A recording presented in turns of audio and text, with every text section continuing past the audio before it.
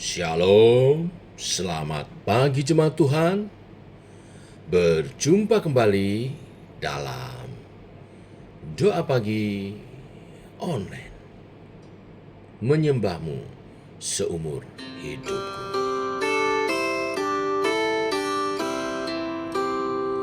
Menyembahmu seumur hidupku, memujimu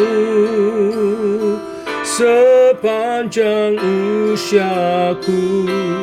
Oh Yesus Tuhan, Kau mulia, Kau yang layak untuk disembah.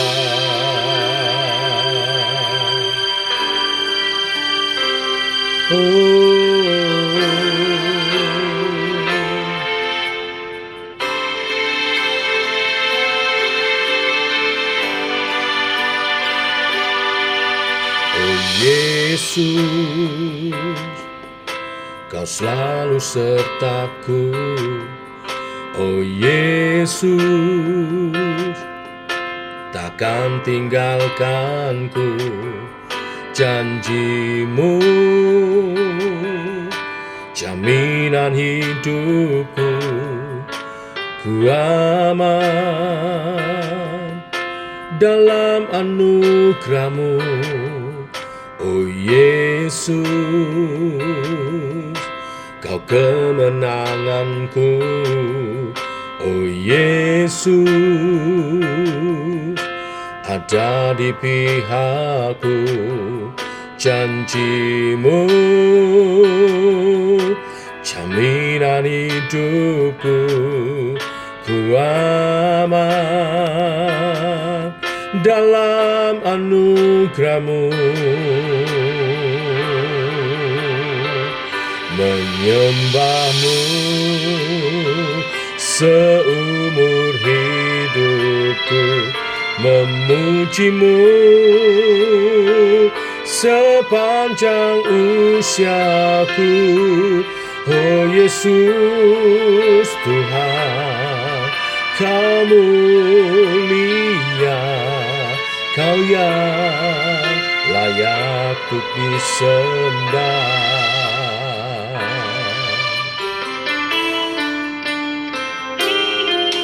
Oh Yesus, Kau kemenanganku.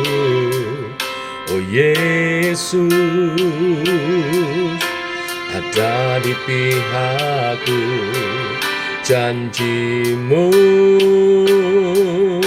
jaminan hidupku, ku aman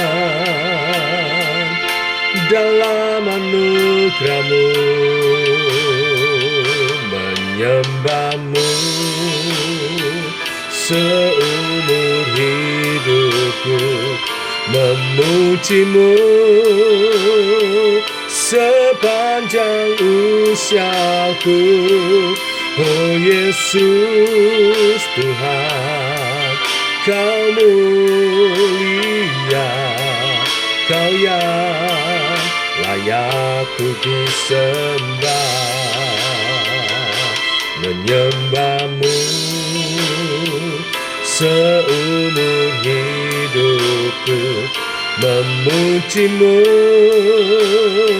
sepanjang usiaku.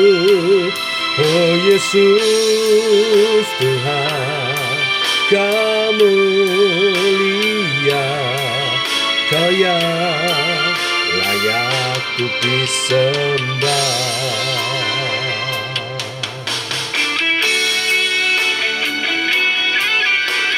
Inilah kerinduan kami Tuhan, menyembah-Mu seumur hidup kami, sepanjang usia kami. Dialah Allah Roh Kudus yang memampukan kami untuk hidup sebagai penyembah-penyembah yang menyembah Tuhan dalam roh dan kebenaran. Seturut kehendak-Mu, kami percaya dalam rancangan.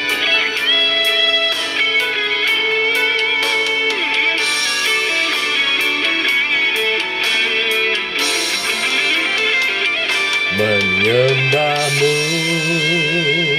seumur hidupku, memujimu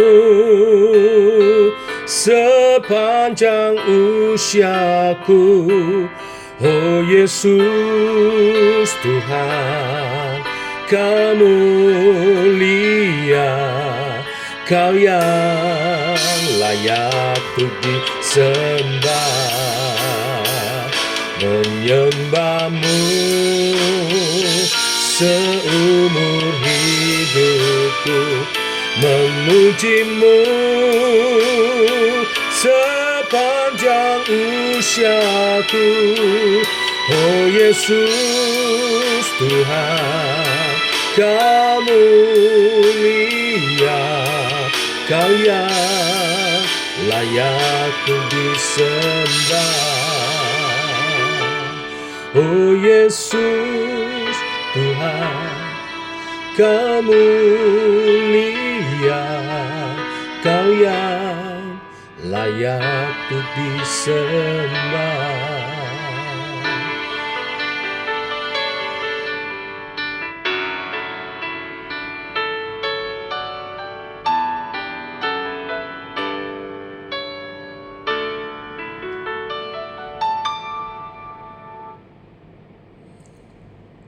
Tiba waktunya untuk kami merenungkan firman-Mu.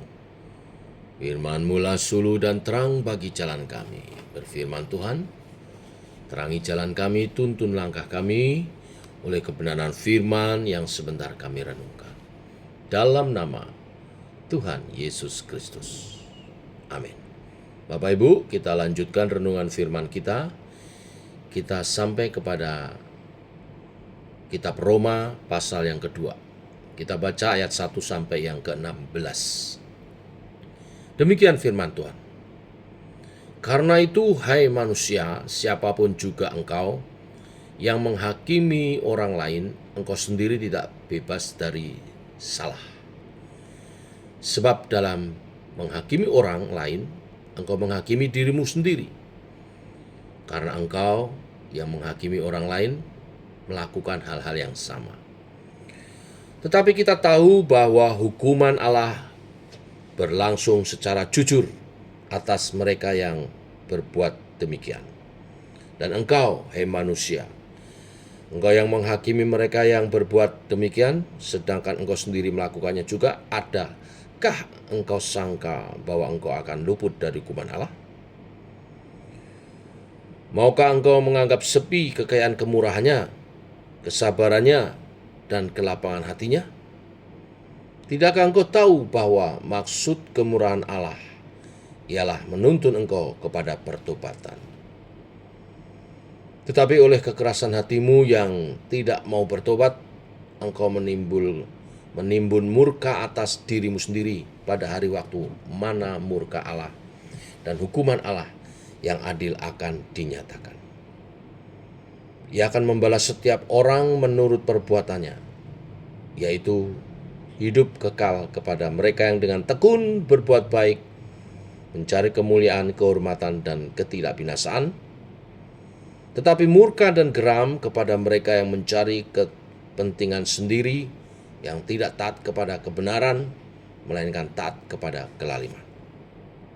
Penderitaan dan kesesakan akan menimpa setiap orang yang hidup yang berbuat jahat, pertama-tama orang Yahudi dan juga orang Yunani. Tetapi kemuliaan, kehormatan, dan damai sejahtera akan diperoleh semua orang yang berbuat baik, pertama-tama orang Yahudi dan juga orang Yunani.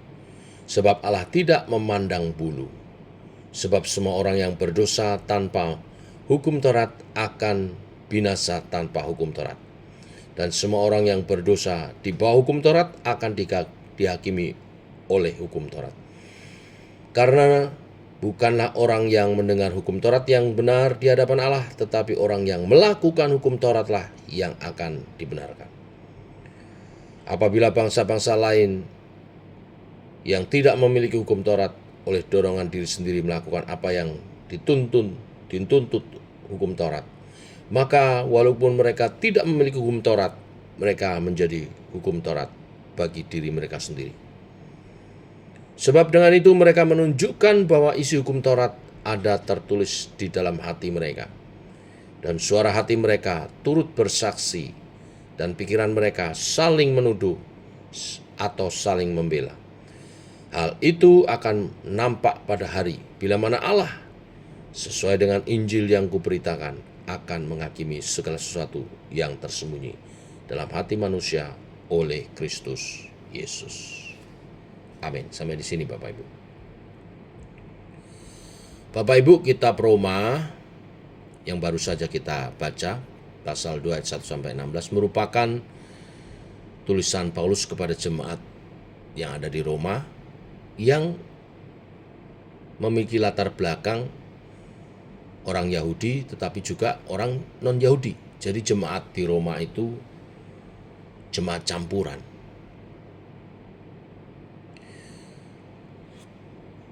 Jemaat di Roma didirikan oleh orang-orang dari Makedonia dan Asia yang bertobat oleh pelayanan Paulus.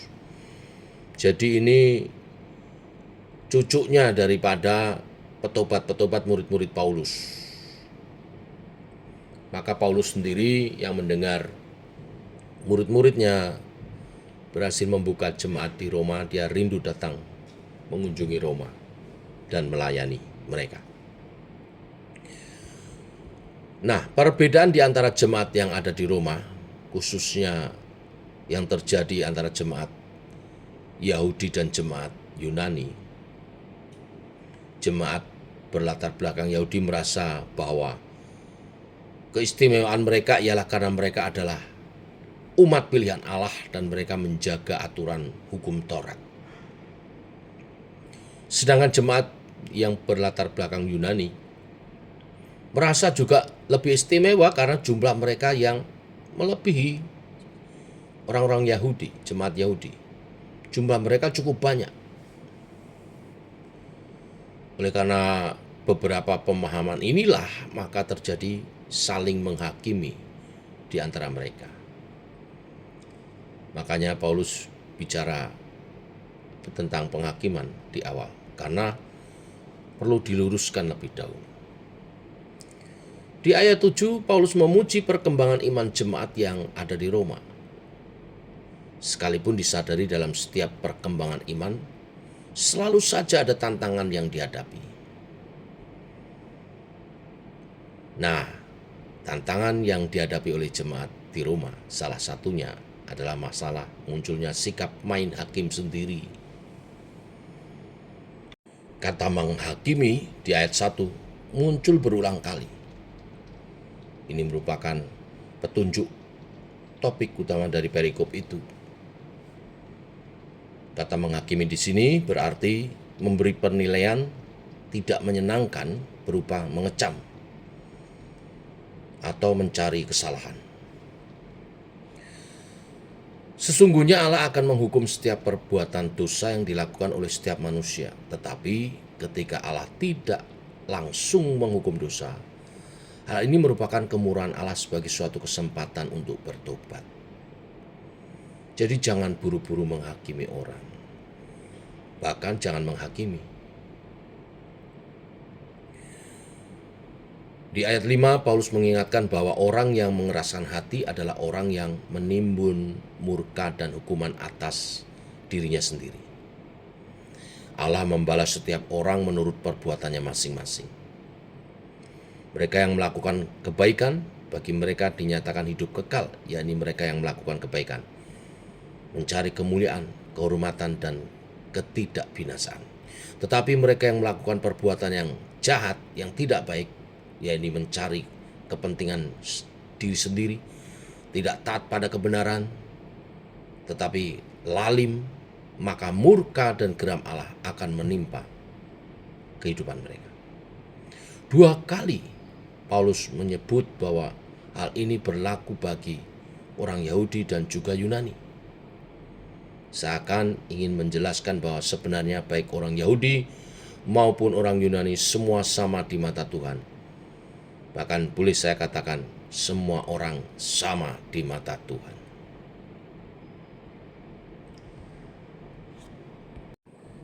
Bagian kedua selanjutnya Paulus mengangkat bahasan tentang kehidupan dalam hukum Taurat. Bagi Paulus bukanlah tentang mengetahui akan hukum Taurat membenarkan manusia, tetapi orang yang melakukanlah yang diselamatkan. Karena sekalipun orang tidak mengetahui Taurat, tetapi jika mereka melakukan apa yang baik dan benar sesuai hukum Taurat, maka perbuatan itulah yang akan mengikuti mereka. Nah, disinilah peran hati nurani turut memperhitungkan sebagai sikap yang benar. Semua penjelasan itu menjadi satu peringatan kepada semua orang percaya bahwa terkadang manusia cenderung suka menghakimi sesama tanpa memeriksa kehidupannya sendiri. Apakah ia hidup dengan benar atau tidak? Yesus berfirman, "Mengapa engkau melihat selumbar di mata saudaramu, sedangkan balok di matamu tidak engkau ketahui? Lebih mudah bagimu melihat perbuatan orang lain daripada mengenal diri kita sendiri." Saudara-saudara, setiap buah dikenal dari aromanya, demikian pula kehidupan kita. Iman kita dikenal dari setiap perbuatan kita, sebab perbuatan kita menunjukkan komitmen iman yang nyata. Dari perbuatan kitalah maka kita sedang memuliakan Tuhan. Merasa diri benar bukanlah tindakan benar, apalagi menghakimi orang lain. Pada akhirnya, setiap manusia akan dihakimi menurut perbuatan mereka masing-masing oleh hakim yang adil, yakni Yesus Kristus Tuhan kita, yang saat ini ada di sebelah kanan Allah Bapa. Satu saat akan datang kembali menjemput gerejanya. Apakah kita telah siap mempertanggungjawabkan segala sikap hidup kita di hadapan Tuhan, Sang Hakim yang adil?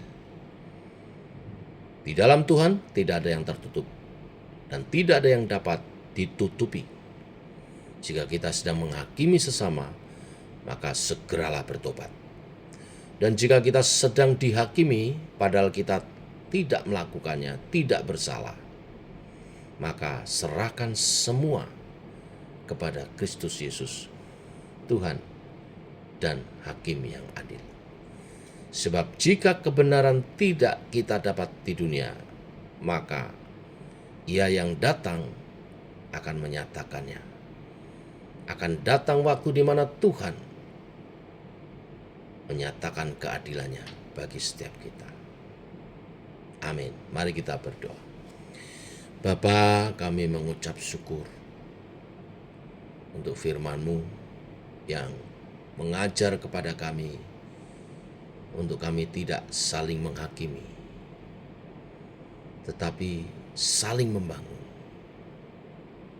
Memandang perbedaan sebagai karya Tuhan, memperlengkapi kami satu dengan yang lain, bukan permusuhan, bukan sikap yang berbeda. Terima kasih Tuhan untuk kebenaran firman hari ini. Seringkali kami memandang sebelah mata orang-orang yang kami nilai bukan dari golongan kami. Ampuni kami Tuhan. Ajar kami memandang setiap orang dengan kacamata Kristus. Setiap orang berharga di mata Tuhan. Seburuk, sejelek apapun orang, bila bertobat dan memberi diri kepada Kristus, maka hidupnya mulia. Sebaliknya, seberapa hebat seseorang di mata dunia, bila dia tidak hidup dalam pertobatannya, maka akan berakhir kepada kebinasaan kekal. Teguhkan kami Tuhan. Terima kasih Tuhan. Berkati dalam nama Tuhan Yesus Kristus. Amin. Demikian saudara, doa pagi kita. Selamat pagi. Shalom.